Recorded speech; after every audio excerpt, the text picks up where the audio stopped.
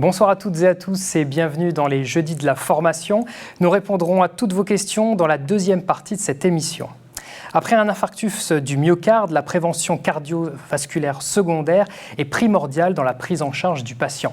Le LDL cholestérol représente entre autres le facteur de risque majeur sur lequel il faut agir pour atteindre les objectifs fixés avec une seule idée en tête, la stabilisation des plaques d'athérome. Voici les objectifs pédagogiques que nous allons aborder dans l'émission. 1. Savoir évaluer correctement son patient. 2. Connaître la prise en charge médicamenteuse. Et enfin 3. Évoquer les mesures non médicamenteuses. Je vous présente tout de suite mon invité de ce soir, le docteur Pierre Sabouret. Bonsoir. Bonsoir. Vous êtes cardiologue libéral dans un cabinet de groupe à Paris et vous avez également une activité hospitalière comme investigateur dans plusieurs études cliniques conduites au sein du groupe Action qui est dirigé par le professeur Gilles Montalesco. Exactement. Et je vous rappelle que vous pouvez dès maintenant poser vos questions grâce à la boîte de dialogue qui est située en dessous de votre écran. Alors, docteur Sabouret, cela fait maintenant plusieurs dizaines d'années que la prévention cardiovasculaire secondaire est en quelque sorte entrée dans les mœurs des médecins. Est-ce que l'on a donc le recul nécessaire pour en voir les effets ? Les effets sont spectaculaires puisque c'est devenu presque banal et que les patients sont moins inquiets maintenant, peut-être parfois trop décontractés par rapport à l'événement cardiovasculaire. C'est qu'il y a eu des spectaculaires progressions au cours des années, à la fois par les pontages qu'on connaît années 60, mais également par le stent. En France, professeur Puel dans les années 80, et puis par les antiagrégants plaquettaires qui ont transformé le pronostic, et les statines avec première étude randomisée en 94, donc il y a 23 ans. Ouais. Il y a encore des difficultés à la mise en place de cette stratégie pour les médecins ? Exactement, tout est possible, tous les outils sont disponibles. La problématique, c'est il faut que les médecins soient convaincus de l'intérêt de ces stratégies, puisqu'à l'échelle d'un cabinet, on ne voit pas l'impact. C'est un impact qui se juge au cours du temps, et c'est l'intérêt à la fois des études randomisées qui ont des suivis relativement longs, et des registres de vraie vie, où on voit des patients non sélectionnés, et on évalue le bénéfice des traitements. Et les résultats sont concordants. Après, il faut encore s'intéresser à ce patient et maintenir les efforts au long cours, ce qui est très compliqué. Ouais, et la survie, elle a donc augmenté chez un bon nombre de patients. La survie s'est nettement améliorée au cours des années. Maintenant, le taux d'événement est bas. Mais il faut savoir quand même que c'est un combat de longue haleine où le médecin généraliste est en première ligne. Parce que finalement, on a tendance à se relâcher sur les règles hygiéno-diététiques qui sont fondamentales. Même si on en parle de façon régulière, c'est pas facile pour le patient de changer ses habitudes. Ça implique beaucoup d'éléments. Et les maintenir au long cours. De même pour les traitements, indépendamment du buzz des fois médiatique sur certains médicaments pour les remettre en cause. Il y a aussi le fait que prendre un traitement tous les jours, c'est une contrainte. Et donc cette contrainte, ça pose des problèmes d'adhésion au traitement sur le long cours. Bien sûr, toujours ces problèmes d'observance qu'on revoit revenir à chaque fois. Surtout quand on se sent bien finalement. Oui, une fois que l'événement aigu est passé, on se sent bien. Donc cette contrainte peut être difficile à gérer au long cours. Est-ce qu'on peut redéfinir le cadre de la prévention secondaire ? Dans quel cas il faut l'appliquer ? Alors ce qu'on appelle la prévention secondaire, déjà, c'est quelqu'un qui a fait un événement clinique. Donc c'est l'infarctus du myocarde ou le syndrome coronarien aigu pour les coronaires. Pour le cérébral, c'est un accident cérébral, qu'il soit permanent ou transitoire. Et l'artériopathie des membres inférieurs, pour les artères des membres inférieurs, bien évidemment, symptomatique. C'est-à-dire quelqu'un qui a des douleurs à la marche. Voilà la prévention secondaire telle qu'on l'a définie. Et pour le post-infarctus, les règles sont bien établies au niveau stratégie. C'est correction des facteurs de risque avec l'arrêt du tabac que vous avez déjà vu dans d'autres émissions. C'est également obtention des objectifs à la fois tensionnels, qu'on va voir ensemble, lipidiques, l'hémoglobine glyquée pour le diabétique, et puis les règles non médicamenteuses qui sont fondamentales. Justement, le diabétique, est-ce qu'il ne sera pas risque cardiovasculaire en prévention cardiovasculaire secondaire alors le patient sans événement ? Alors, le patient diabétique qui a haut risque en prévention primaire, il doit avoir une stratégie agressive, entre guillemets, c'est-à-dire bien contrôler l'ensemble des facteurs de risque, mais il n'est pas en prévention secondaire. Ce n'est pas tout à fait le même risque. Et on a bien vu que seuls les patients diabétiques qui ont une longue évolution, c'est-à-dire qui ont une atteinte rénale, qui ont un diabète de plus de 10 ans, ceux-là ont un risque quasiment équivalent à celui du coronarien non diabétique.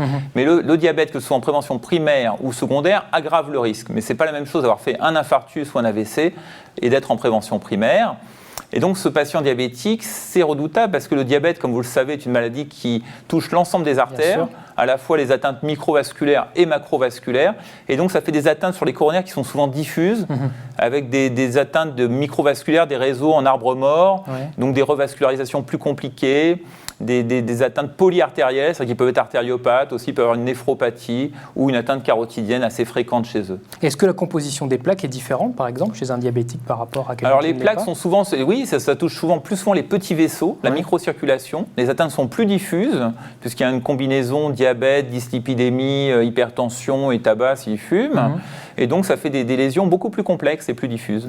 Justement, quel est le but final, entre guillemets, physiologique de cette prévention secondaire? Est-ce que c'est pour limiter les plaques, les diminuer? Qu'est-ce qui va se passer? Vraiment, ce qui est très compliqué pour nous, c'est qu'en fait, ce qu'il faut, c'est stabiliser ces plaques. Et donc, pour les stabiliser, il y a tout l'arsenal thérapeutique et les règles d'hygiène-diététique qui ont des effets favorables aussi. Mais on n'arrive pas encore, ça c'est notre problématique en prévention secondaire et en prévention primaire à haut risque, à prédire qui va rompre ces plaques et qui va récidiver sur ces ruptures de plaques. Et un rappel sur la formation de ces plaques, comment elles se forment dans le temps? Alors c'est multifactoriel, comme vous le savez, et donc ce qu'on voit au niveau du lipide, notamment, c'est que les petites particules de LDL, donc les LDL petites et denses, vont pénétrer dans le vaisseau, donc ils pénètrent à l'intérieur de la paroi. Elles vont activer les macrophages, ça va faire des cellules spumeuses avec des stries lipidiques. Et donc, ces cellules vont fragiliser la paroi artérielle. Je vous rappelle que les coronaires ne font que 2 à 3 mm de diamètre, donc c'est facile. Et donc, en fragilisant cette paroi, elles vont créer des ruptures de plaques. Ruptures de plaques qui vont faire une agrégation plaquettaire et des globules rouges et créer ce caillot qui va boucher un vaisseau de 2 à 3 mm. Bien sûr. Est-ce qu'il y a des facteurs de risque qui agissent plus sur la formation de plaques que d'autres? Alors, le numéro 1, c'est clairement le tabac, dans la population de fumeurs, mais également les dyslipidémies, c'est-à-dire l'excès de LDL cholestérol, notamment les petites et denses qu'on trouve en grande quantité chez le patient diabétique à haut risque. Et puis, bien évidemment, le diabète, d'autant plus qu'il est mal équilibré, mais même un diabète bien équilibré expose à un risque important. Et puis, ce qu'on trouve moins maintenant, grâce au meilleur contrôle tensionnel, l'hypertension artérielle, bien sûr, joue son rôle. Ouais. Alors, passons maintenant à la notion du risque cardiovasculaire. En post-infarctus, on le caractérise comment? C'est du très haut risque, du haut risque? Alors, il y a plusieurs patients. Et déjà, ils sont tous à haut risque, c'est ça le problème. C'est que même s'ils ont l'air d'être bien, ils ont un risque d'événements qu'on voit dans plein de registres au long cours, y compris en France. Il y avait les données de FAST-MI en France et d'autres registres comme Euroheart Survey qui montrent qu'on garde un risque résiduel très important. Alors, les premiers mois, ça a bien diminué. La phase aiguë, ça a bien diminué. Mais ensuite, on voit que le risque résiduel à 5 ans reste important puisque ces patients-là, finalement, qui étaient en prévention primaire avant, ont manifestement des facteurs de potentiel à faire de l'athérothrombose, à faire du caillot et des ruptures de plaques. Et bien que les traitements permettent de réduire de façon importante ces événements, eh bien, il persiste un taux d'événement assez important malgré tout. Alors, imaginons que le patient se retrouve chez son médecin généraliste au cabinet, après un post-infarctus. Bon, bien sûr, il aura été pris en charge par une structure cardiologique à l'hôpital, mais est-ce qu'il y a des examens cliniques, des signes cliniques particulièrement recherchés? Par exemple, est-ce qu'il faut rechercher l'étendue de l'atteinte cardiovasculaire et de l'atteinte athéromateuse? Alors, ce que vous dites, c'est très important, parce que je crois que quand on a fait un événement cardiovasculaire, on a peur, mais la durée d'hospitalisation, quand on est revascularisé par stent, c'est 2 jours. Moins en moins long. Donc, on ressort. Donc, au sein de l'hôpital, on n'a pas le temps de faire une éducation thérapeutique de bonne valeur. Donc, il est important que le patient revoit son médecin traitant ou son cardiologue traitant, ou les deux même, notamment le premier mois. Pourquoi le premier mois? Parce qu'on n'a pas bien expliqué les traitements et les arrêts brutaux, notamment des antiagrégants plaquettaires le premier mois, sont redoutables. Et on sait également dans plusieurs études épidémiologiques, notamment en France, que si on arrête le premier mois, c'est redoutable et souvent c'est arrêté pour des hémorragies non pas majeures, qui sont évidentes, où les patients sont hospitalisés, mais des hémorragies sous-conjonctivales, des gros bleus. Et donc le patient a peur de ces bleus, il arrête, il n'a pas contacté son médecin traitant, et là on risque le réinfarctus ou la thrombose de stent qui est redoutable. Et donc le premier contact, c'est pas tellement pour dépister, c'est surtout pour répéter les messages importants sur les objectifs, pourquoi on donne les traitements, pourquoi il est important de bien les prendre et pourquoi il faut les maintenir, notamment la première année. On a des traitements qui, déjà la première année, qui sont incontournables et parfois chez certains patients, par exemple, on prolonge le traitement antiagrégant plaquettaire par la bithérapie, aspirine et un inhibiteur des récepteurs P2Y12, c'est-à-dire avant c'était le Plavix, maintenant c'est plutôt le ticagrelor ou le prasugrel chez gens stentés. La tension artérielle, elle joue un rôle moindre? Elle est mieux contrôlée qu'avant, mais il n'empêche que l'objectif, faut qu'il soit en dessous de 140 pour la systolique et 90. Alors chez le diabétique, avant, on pensait qu'il fallait bien baisser. Finalement, les études n'ont pas démontré ça. Et ce qu'on sait à l'inverse, c'est comme disent les latins, c'est nel medio stat virtus, c'est-à-dire que quand on baisse trop la pression systolique et la pression diastolique, eh bien on peut être délétère. Donc il ne faut pas non plus que le patient soit en dessous de 100/60 mm de mercure, notamment pour la diastolique, en dessous de 60. Il y a une courbe en U qui revient, c'est-à-dire qu'il y a un surrisque qui revient, puisque les coronaires sont perfusés en diastole. Bien sûr. Au niveau du bilan lipidique, là c'est la chose qu'il faut faire absolument, c'est primordial. Ça c'est clair. Alors le bilan lipidique, on peut le faire, il n'y a pas besoin d'être à jeun. Maintenant, les nouvelles recommandations de l'HAS l'ont bien démontré, mais il faut faire passer le message. Et l'idéal, c'est, on commence par des statines à forte dose à la phase aiguë, parce qu'on a plusieurs études qui ont montré, on reviendra là-dessus. Et on fait bilan lipidique 6 semaines à 3 mois après l'événement. Et on maintient le traitement surtout. On gère bien les effets indésirables potentiels, on module et on s'assure de la bonne adhésion au traitement. Et bien justement, avant de passer à la deuxième partie de l'émission, la prise en charge médicamenteuse, on va l'introduire par la question du jour que l'on a posée avant l'émission dans la newsletter de Fréquence M aux médecins qui nous regardent. La question était la suivante. Quel est l'objectif de LDL cholestérol sous statine en prévention secondaire? Ils avaient 3 propositions, 1,3, 1 et 0,7 g par litre. Et voici ce que vous nous avez répondu. Alors 2% ont répondu 1,3 g par litre. Et puis après, c'est un peu plus partagé. 50% ont répondu 1 g par litre et 48% 0,7 g par litre. Donc c'est très intéressant parce que, en fait, le 0,7 g par litre, ça fait longtemps qu'il est validé. Mais les autorités de santé ne l'ont validé que le mois dernier. Mais tout arrive, donc mieux vaut tard que jamais, comme on dit. Et au niveau européen, ça fait plusieurs années aussi que ça a été validé. Pourquoi ça a été validé? Parce qu'en 2004, il y a l'étude PROVIT. L'étude PROVIT, c'est la phase aiguë de l'infarctus. C'était mené par le laboratoire qui faisait moins de baisse de LDL. Et l'idée, c'était, on se disait, finalement, si on donne de la Prava 40, ça suffira par rapport au Taor 80.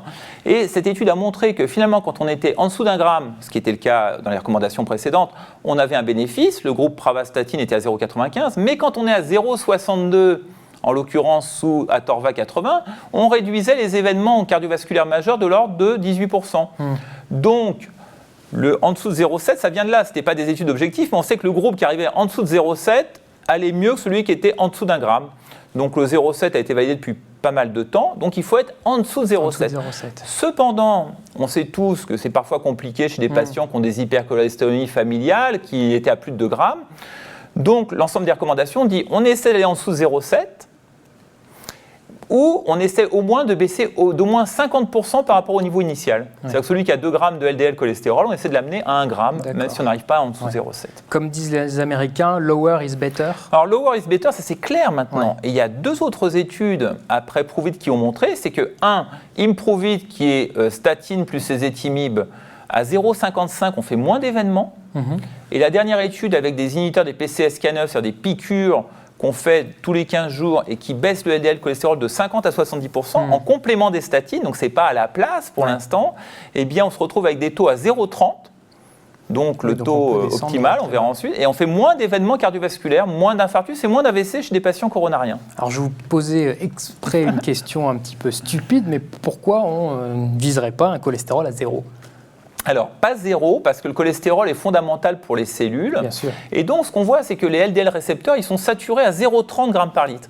Et ce qui est intéressant avec l'étude Fourier, qui étudiait cet inhibiteur des PCSK9, l'évolocumab en l'occurrence, c'est que ces patients-là, qui dans le groupe dit témoins sont hyper bien traités aussi et qui arrivent à 0,90 de LDL cholestérol, quand on baisse à 0,30, on gagne encore. Donc 0,30, moi je pense que c'est le LDL optimal. Après, ça veut dire que tout le monde doit être à 0,30, mais des patients qui sont polyartériels, à très haut risque, qui récidivent, bien sûr, il faut arrêter de fumer, il faut équilibrer les autres facteurs, mais ces patients-là, effectivement, on gagne encore. Alors les médicaments en tête de file sont bien sûr les statines. Les statines. Comment ils agissent, ces statines? Alors les statines, chacun l'a appris en fac, mais on oublie ce que c'est inhibiteur de l'HMG-CoA réductase. Alors comment ça fonctionne? Ça fonctionne au niveau du foie. Ça inhibe la synthèse du cholestérol au niveau du foie. Donc, quel est le signal pour le foie? C'est j'ai moins de cholestérol dans mes cellules, donc j'augmente mes LDL récepteurs, mes récepteurs au LDL cholestérol à ma surface. Donc, le LDL qui circule dans le sang vient se fixer sur ces récepteurs de LDL et est internalisé. Donc, c'est comme ça que ça baisse le LDL cholestérol. Alors, les statines, c'est première ligne, certes, mais maintenant, on a validé 2 autres stratégies. C'est l'ézetimibe, les étrols, qui inhibent l'absorption du LDL cholestérol, donc qui agit de façon complémentaire au niveau de l'intestin grêle et qui a montré dans IMPROVIT versus des statines qu'on améliore le pronostic. Donc les étimibes fait partie de la panoplie.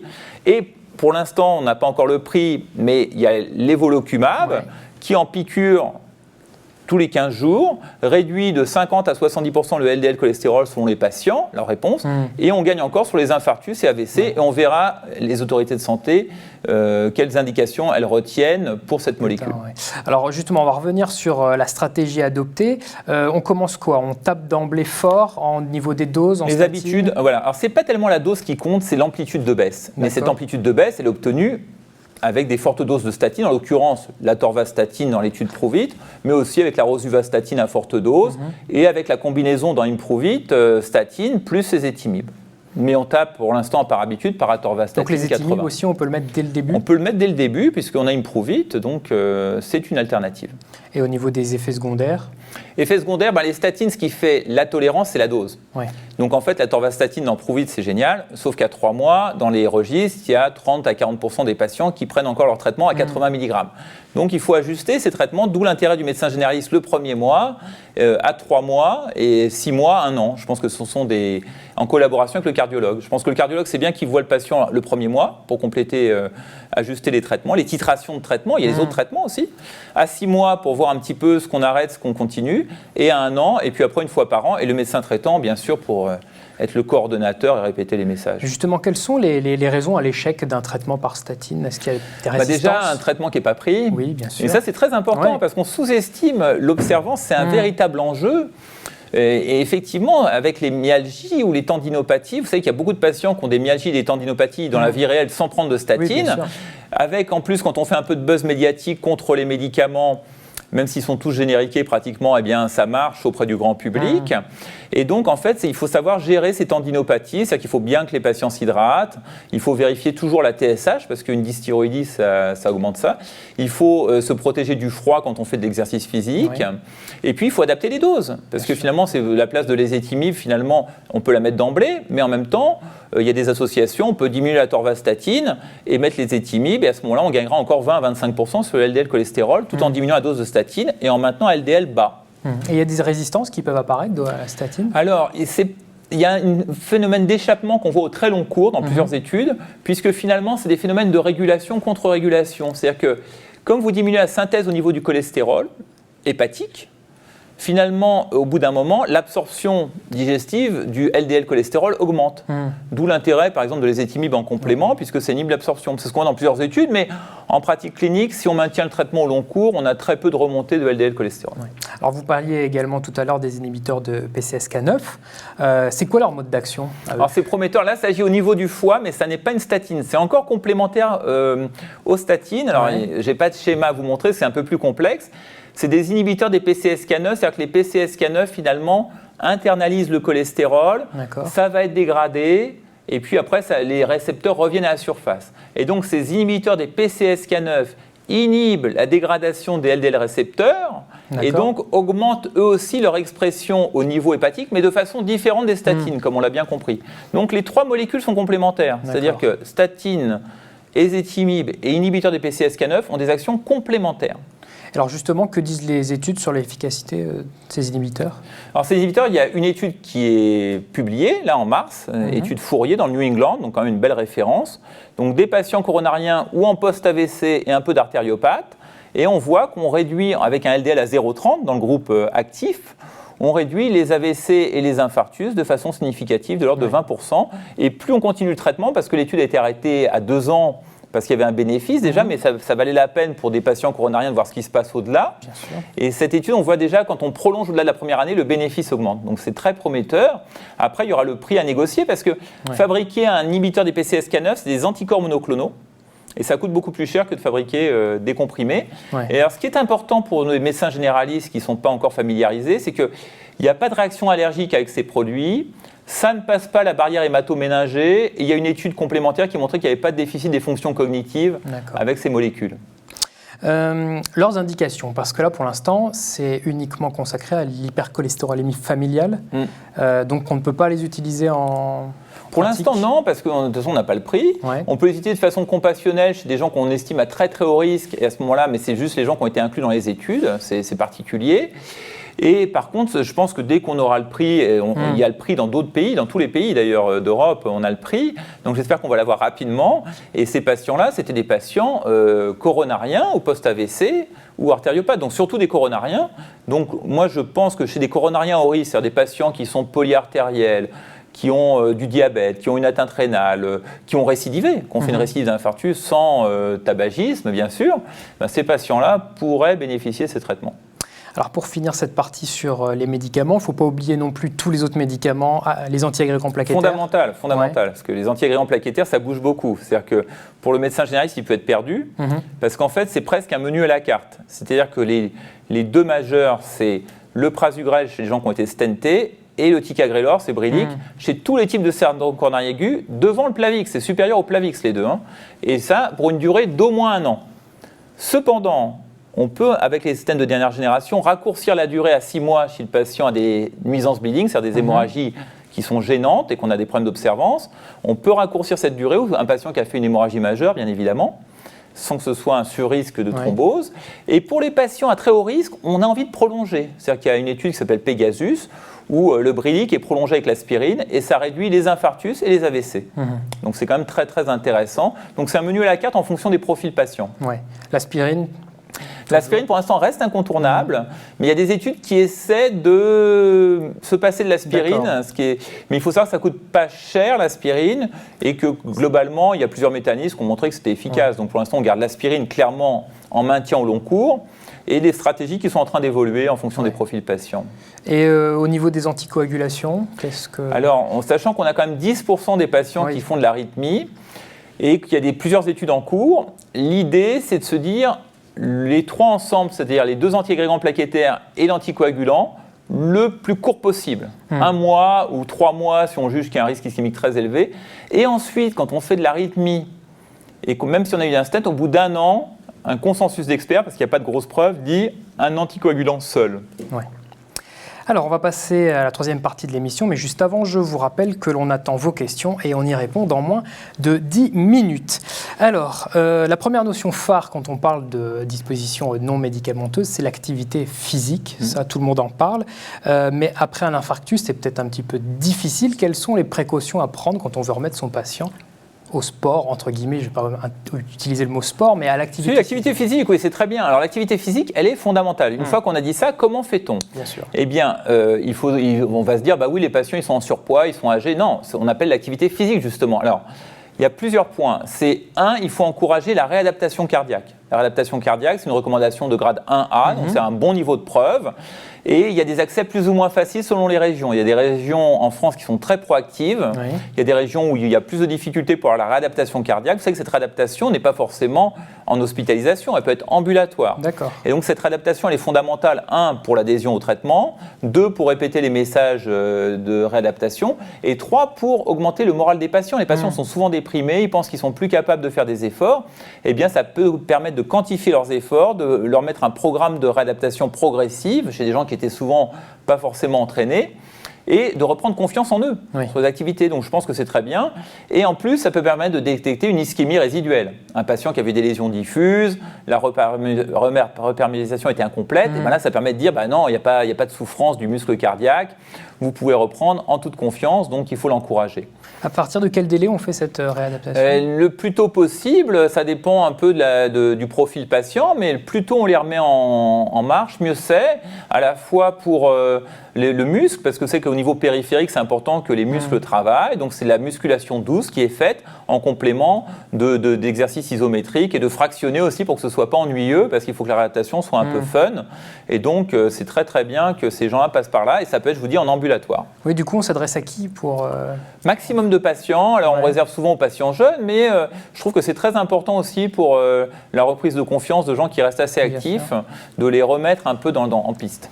Est-ce que, par exemple, les recommandations amélioration simple qu'on peut donner, de prendre plutôt l'escalier plutôt que l'ascenseur ou s'arrêter à une station de bus avant, ça peut suffire pour des patients qui ont du mal. Alors, l'optimum, c'est d'avoir cette réadaptation en ambulatoire, par exemple, mais ça peut être aussi organisé chez eux. Ça peut être le vélo d'appartement, ça peut être la marche à pied tous les jours. C'est des choses qu'il faut voir avec eux au cas par cas en fonction de leur activité physique. Il ne faut pas que ce soit de la marche à pied contrainte et ennuyeuse, mais ça peut être de la randonnée sympathique avec des amis.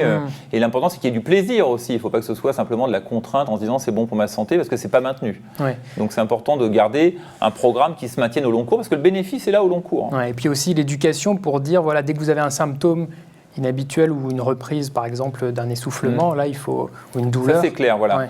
Donc, en fait, le test d'effort, on en fait souvent un au début pour que les gens reprennent confiance, que les patients se disent, bah oui, il n'y a pas d'ischémie, notamment quand la revascularisation était incomplète.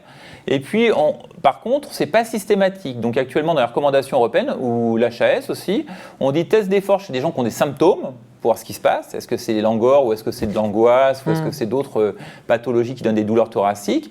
Et puis, chez des patients qu'on estime à haut risque, et où on se dit, bah, tiens, il y a eu un stent sur le tronc commun, donc le gros vaisseau, est-ce qu'il y a encore une ischémie résiduelle? Est-ce que tout se passe bien? Oui. On a des études d'ailleurs qui nous disent des études d'efficacité de l'activité physique sur le post-infarctus. Oui, plusieurs études, et notamment donc, activité physique, il y a un bénéfice qui est clair de la réadaptation, c'est pour ça que c'est un grand niveau de preuve. Mais ce n'est pas à la place des médicaments. Vous voyez, il y a des gens qui disent à ce moment-là, si on fait activité physique, on ne prend pas de médicaments. Non, c'est complémentaire en termes de mode d'action et de bénéfices.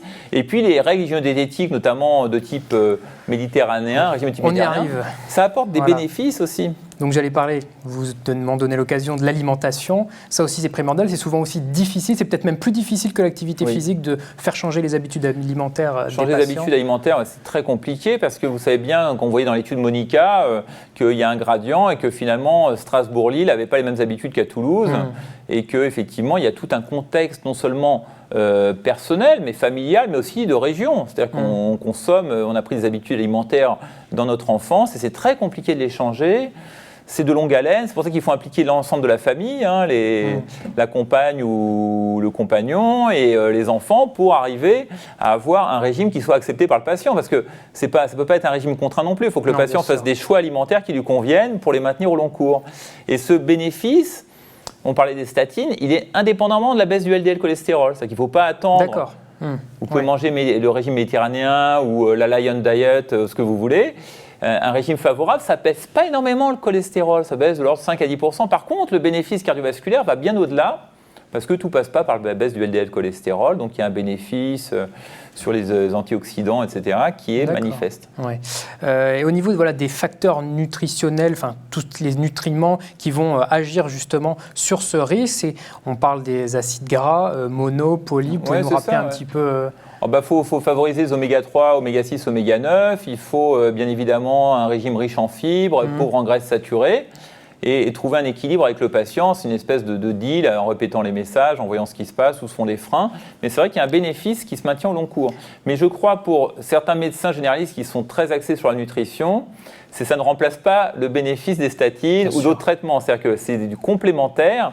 Et effectivement, on ne peut pas prendre des statines en mangeant n'importe quoi, le bénéfice est moindre. Et à l'inverse, même si on a un régime parfait et qu'on a un mauvais cholestérol qui reste à 0,9, on va faire plus d'événements, même si on a une hygiène de vie excellente. Et on a une idée pourquoi certains acides gras vont agir de façon négative sur les plaques ou d'autres là, ce qu'on prend, c'est par rapport aux particules de LDL qu'on forme. C'est-à-dire que les LDL petits et denses, il y a 4 sous-types. On dose on calcule que le LDL, on ne dose même pas en général. Et il y a 4 sous-types de LDL. Et les LDL petits et denses, par exemple, chez le patient diabétique, elles sont particulièrement toxiques. Un mot juste rapide sur le sevrage tabagique, bien entendu, qu'on n'oublie pas. C'est primordial. C'est même au-dessus de l'équilibre du cholestérol. Et nous, globalement, cardiologues, on n'est pas très bons. Quand on regarde la Your Heart Survey, c'est-à-dire qu'il y a 4 périodes et on a encore 20% des patients coronariens qui déclarent fumer. Je vous ai dit, ils déclarent. Donc si on faisait la cotinine urinaire, on a peut-être des surprises. Ces 20% seraient peut-être 35%. Donc effectivement, le problème de sevrage tabagique, il faut former des tabacologues, c'est fondamental, ou les médecins généralistes qui ont une appétence pour le sevrage de tabac, c'est fondamental. Et je rappelle donc à nos téléspectateurs que vous avez la possibilité de regarder les 2 émissions que l'on a réalisées, une sur le sevrage tabagique avec le docteur Anne-Laurence Lefaou et une pour une approche un peu différente, l'entretien motivationnel avec le docteur Anne Dansou. Je vous invite donc à les regarder. Et donc, si vous le voulez bien, on va passer tout de suite à vos questions.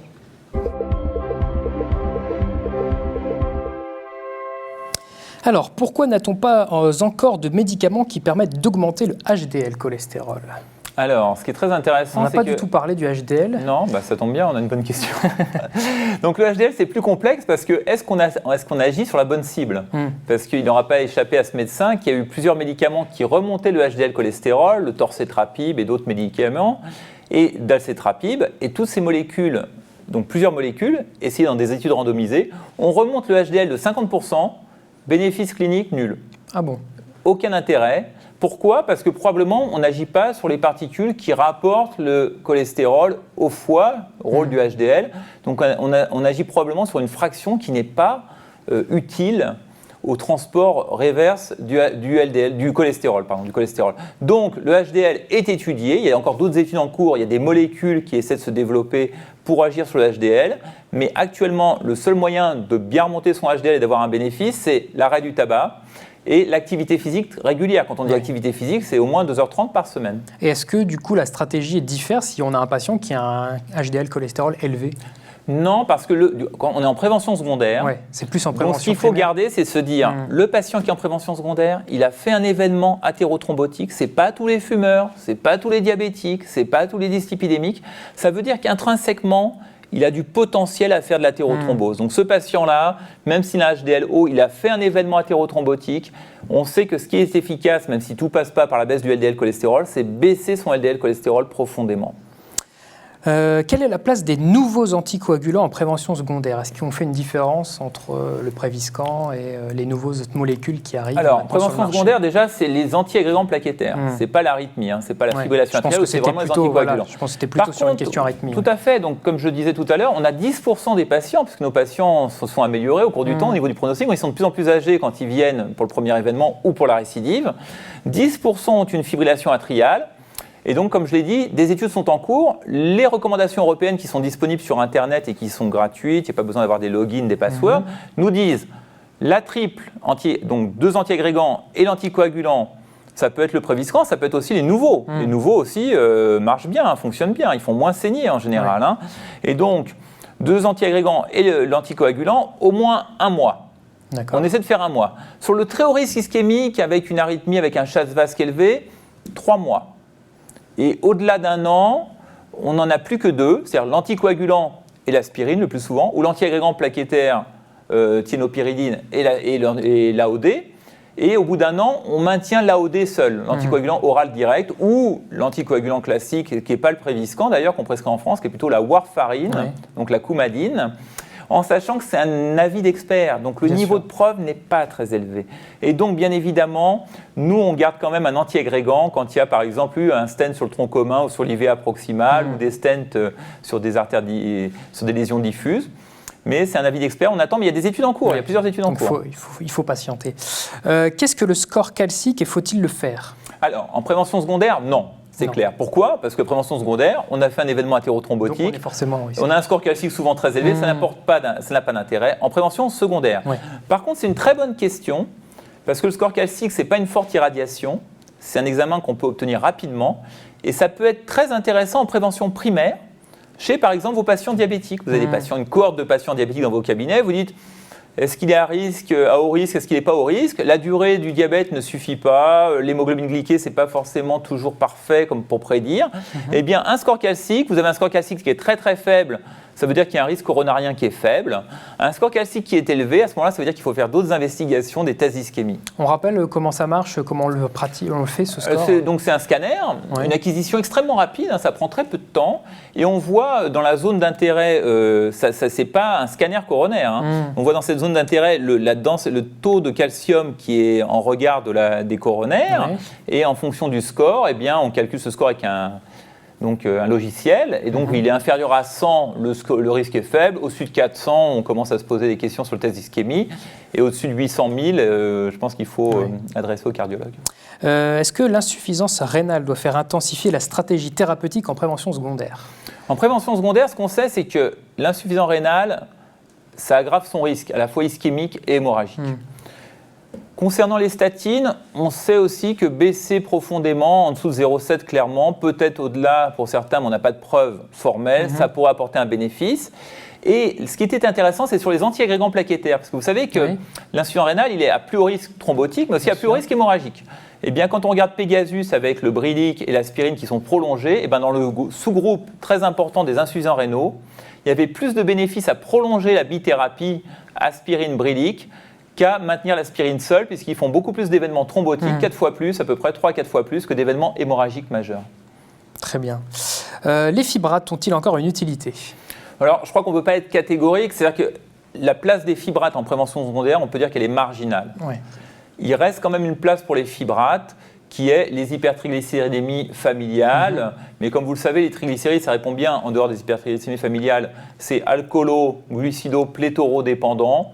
Donc nous, c'est vraiment des statines pour presque tous les patients, les éthymibes pour des patients qui tolèrent mal les statines ou qui sont encore à très haut risque, les PCSK9 probablement dans un proche avenir en France, et les fibrates, on va le garder pour les hypertriglycémies familiales, sachant que ce n'est pas leur problématique. Les hypertriglycémies familiales font des pancréatites, ne font pas des infarctus. Donc ce n'est pas un réel problème en pratique clinique. Justement, le professeur Even est connu pour sa position tranchée sur les statines. N'y a-t-il pas un fond de vérité dans ce qu'il dit ? Donc là, on a un médecin Oui. Donc les statines, c'est ce que je disais tout à l'heure, il faut en donner aux bonnes personnes. C'est comme disait Pierre Desproges, on peut rire de tout, mais pas avec tout le monde. Et donc en fait, les statines, ça s'adresse aux hauts risques cardiovasculaires, donc c'est-à-dire la prévention secondaire. J'ai fait un infarctus, j'ai fait un accident ischémique, même transitoire, j'ai une artériopathie symptomatique, clairement des statines avec les objectifs qu'on a vus ensemble. La prévention primaire à haut risque, le diabétique qui a une atteinte rénale, le diabétique qui a un score calcique élevé. Mais maintenant, on donne des statines à des gens qui n'ont pas fait, qui ont juste un cholestérol élevé. Oui, parce que alors, ce qu'on sait aussi en prévention primaire, et là il y a 2 études qui étaient MRFIT et PROCAM en Allemagne, un gros registre de plus de 25 ans de suivi de patients en prévention primaire, c'est que quand on reste à 1,9 de LDL cholestérol, 1, il faut rechercher une hypercholestérolémie familiale, et 2, on a un surrisque qui est clair. Donc l'ensemble des recommandations vous dit en prévention primaire, essayez d'amener l'ensemble de la population en dessous de 1,6 de LDL cholestérol. Alors ça peut être sans traitement, mais laisser les patients entre 1,9 et 2 grammes au long cours, c'est clairement pas une bonne idée, sauf s'ils ont 87 ans, mais en général ça se passe avant. Y a-t-il des différences avec la prévention post-accident vasculaire cérébral ? C'est vrai qu'on a parlé beaucoup de l'infarctus. Oui, c'est très intéressant. Oui. Donc, post-accident vasculaire cérébral, c'est plus compliqué parce qu'en fait, nous, c'est de l'athérothrombose.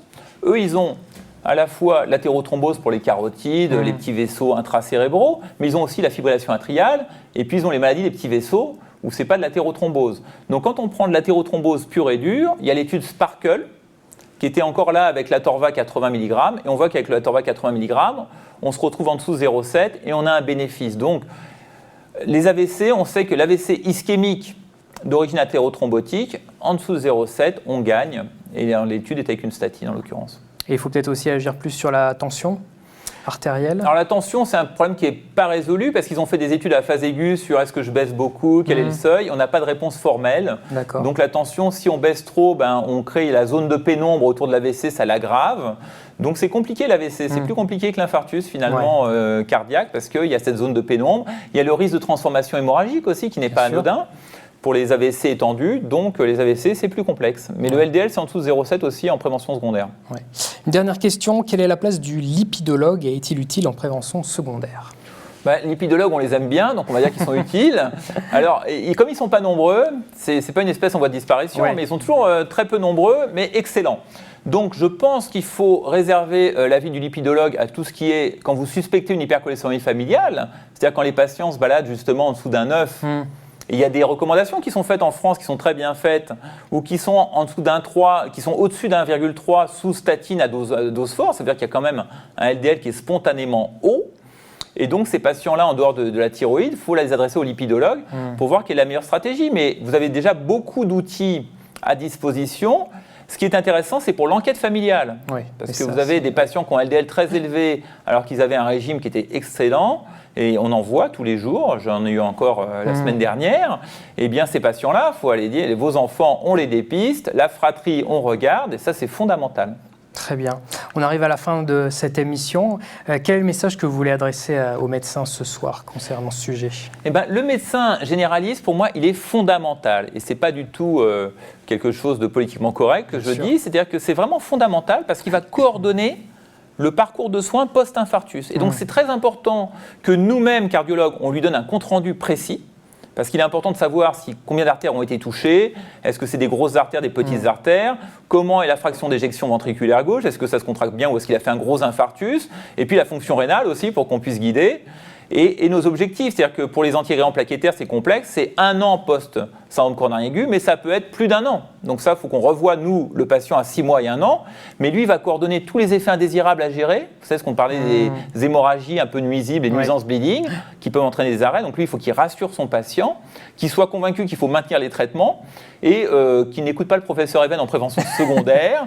C'est-à-dire qu'il ait l'amabilité de baisser le LDL cholestérol. Les moyens sont là, vraiment, les preuves sont là aussi. Ouais. Et c'est important d'y croire parce que c'est comme le diabète, le baisser en dessous de 7% d'hémoglobine glyquée, ça a un impact. Je vous rappelle pour le diabétique que quand on baisse d'1% l'hémoglobine glyquée, qu'on la passe de 8 à 7%, on réduit de 15% les infarctus, c'était UKPDS. Et bien sûr le sevrage tabagique que nous on ne fait pas très bien, mais c'est fondamental.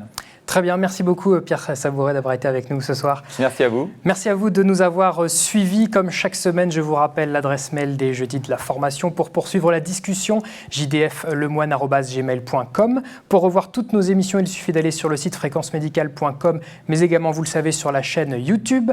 Alors n'hésitez pas à vous abonner. À la semaine prochaine, excellente soirée à tous. Ciao.